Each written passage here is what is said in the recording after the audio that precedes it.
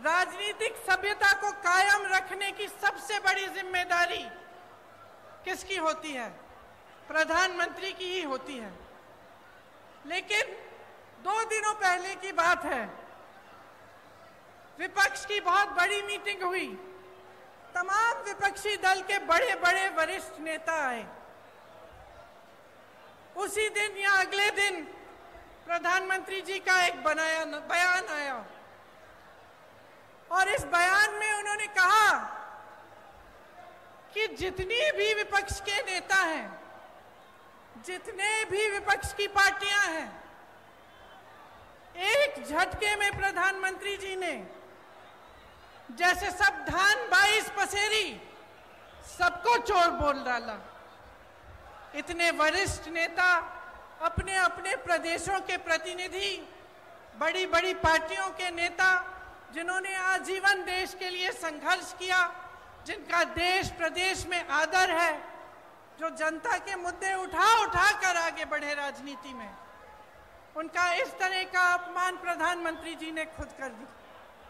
और दूसरी तरफ देखिए, मणिपुर में 2 महीनों से पूरा प्रदेश जल रहा है, घरों में आग लगाई जा रही है, मार काट हो रही है आपस में, महिलाओं के साथ भयावह अत्याचार हो रहा है, बच्चों के सर पर छत नहीं रहे, और हमारे प्रधानमंत्री जी ने 77 दिन के लिए कोई बयान ही नहीं दिया इस पे।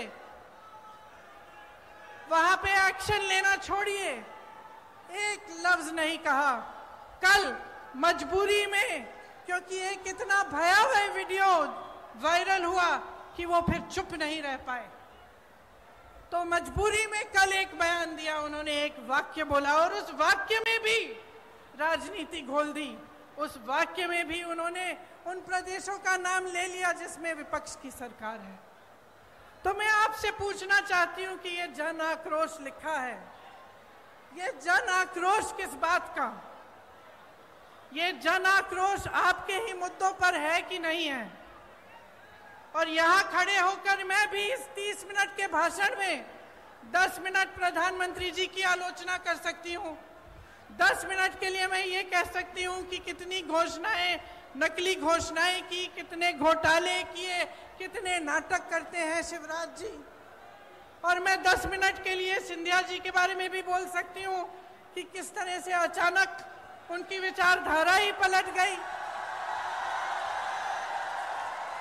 लेकिन आज मैं यहां आपका ध्यान भटकाने के लिए नहीं आई हूं, मैं आपके मुद्दों पर बात करने आई हूं। और आज जो सबसे बड़ा मुद्दा है आपका, मैं जानती हूं क्या है, महंगाई का मुद्दा है। सबसे बड़ा मुद्दा आज महंगाई है। और मैं सिर्फ सब्जी, फल, आटा, गेहूं, इस सब की मैं महंगाई नहीं कह रही हूं। ये तो है ही, जब टमाटर 150 रुपए में आप खरीद नहीं सकते तो ये तो है ही। लेकिन इस महंगाई से किस तरह आपकी कमर तोड़ी जा रही है, उसकी बात कर रही हूँ। मैं वो बात कर रही हूँ कि जब घर में इतनी बारिश हो रही है, आजकल छत से कुछ पानी गिर रहा है, आपको मरम्मत करवानी है, वो मरम्मत महंगी हो गई है। आपको किसी के घर जाना है, कुछ ले जाना है उनके लिए, वो खरीदना मुश्किल हो गया है। आपके बच्चों की फीस भरना मुश्किल हो गया है। इतनी बारिश में जो बच्चे स्कूल पाठशाला तक जा रहे हैं, उनके लिए छाता खरीदना मुश्किल हो गया है। आपके पूरे जीवन पर एक बहुत बड़ा बोझ बन गई है ये महंगाई। तो ये सिर्फ टमाटर के भाव की बात नहीं है, ये बात आपके जीवन की है कि किस तरह आप गुजारा कर पा रहे हैं, मैं समझ नहीं पा रही हूं। मेरी बहनें यहां बैठी हैं, सबसे बड़ा बोझ इन पर है। समाज का बोझ, महंगाई का बोझ मेरी बहनें उठाती हैं सबसे ज्यादा। आज रसोई के लिए सामान खरीदना है, तेल खरीदनी है, वो भी नहीं मिलती। गैस का सिलेंडर मिलता तो था, उसमें गैस भरना ही मुश्किल हो गया है। आज आपको खरीदने जाना है तो 1000 रुपए से कम नहीं मिल रहा। बच्चों की परवरिश कैसे होगी? सुबह उठ के आप अगले दिन का सामना कैसे करते हैं? कोई बीमार पड़ जाता है तो घबराहट उनकी भी होती है और इस बात की भी होती है कि मैं दवाई कहाँ से खरीद के लाऊं। घर पे बीमार पड़ा है लेकिन दुकान जाकर इतनी महंगाई है कि दवाई ही नहीं मिलेगी, मैं क्या करूं। आज ये है आपकी परिस्थितियां। तो इस बीच मुझे उचित नहीं लगता कि यहां आकर मैं फिजूल की बातें करूं, मैं दूसरों की बार बार आलोचना करती रहूं। मुझे ये उचित लगता है कि हर चुनाव में, हर प्रदेश में, हर गांव में, हर मोहल्ले में जब कोई नेता जाता है तो उसे जनता के मुद्दों पर बात करना पड़ेगा।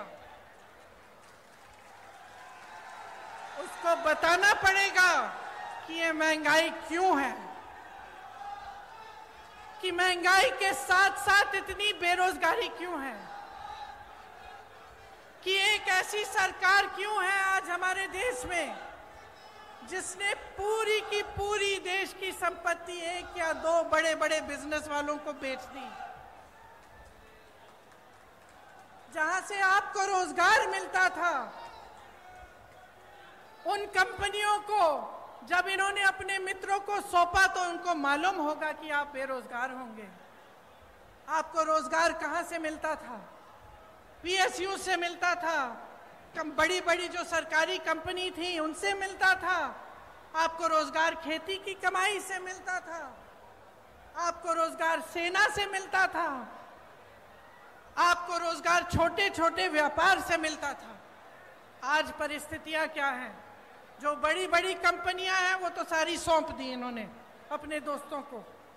सेना की भर्ती का क्या किया, अग्निवीर का आप जानते हैं। आपका ये जो क्षेत्र है, ग्वालियर का क्षेत्र, रानी लक्ष्मीबाई जी का क्षेत्र है, यहां से तमाम वीर जवान जाकर हमारे सरहद पे खड़े होते हैं। आप जानते हैं सबसे अच्छी तरह कि जब से अग्निवीर की स्कीम आई और 4 साल की सेना में भर्ती कराई गई, तब से क्या स्थिति है। मैं कुछ हरियाणा के नौजवानों से मिली, उन्होंने मुझे बताया कि ट्रेनिंग से ही लोग वापस जा रहे हैं घर। तो कहते हैं कि हम इतनी ट्रेनिंग, इतनी कड़ी ट्रेनिंग कर किस लिए रहे हैं। हम इतनी कड़ी ट्रेनिंग इसलिए कर रहे हैं कि 4 साल बाद हम बेरोजगार होकर वापस आ जाएं, और जब घर आएंगे तो सरकार ने ये परिस्थितियां बना दी हैं कि घर पे भी किसानी से चाहे जितनी भी मेहनत कर लो, इतनी महंगाई है, इतनी मुश्किलें हैं कि किसानी से भी नहीं कमा पाएंगे। तो घर आकर क्या करेंगे? वहां भर्ती के लिए तमाम नौजवान पढ़ाई करते हैं, माँ बाप मेहनत की कमाई से उनके लिए पैसे इकट्ठे करते हैं। कोई 10,000 के ट्यूशन, कोई 20,000 के ट्यूशन करता है, और फिर देखिए पटवारी के इम्तिहान में किस तरह से घोटाला हो गया। तो इन चीजों का समाधान क्या है? आज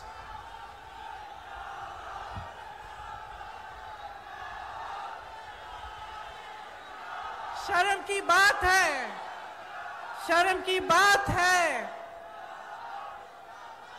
कि सिर्फ मात्र सरकारी जो नौकरियां हैं मात्र 21 दी गई हैं पिछले 3 सालों में। 2018 में जब हमारी सरकार बनी थी तब इन्होंने सरकार गिराई। उससे पहले इनकी सरकार 10 सालों से चल रही थी, उससे ज्यादा। आज 18 सालों से इनकी सरकार है और ये परिस्थितियां हैं। तो चुनाव के पहले ये कहने का क्या फायदा है कि हम फलां स्कीम बनाएंगे, हम महिलाओं को कुछ देंगे, हम नौजवानों को रोजगार देंगे। क्या फायदा है? 18 साल से तो आप सरकार में रहे हैं, तब तो आपने कुछ दिया नहीं।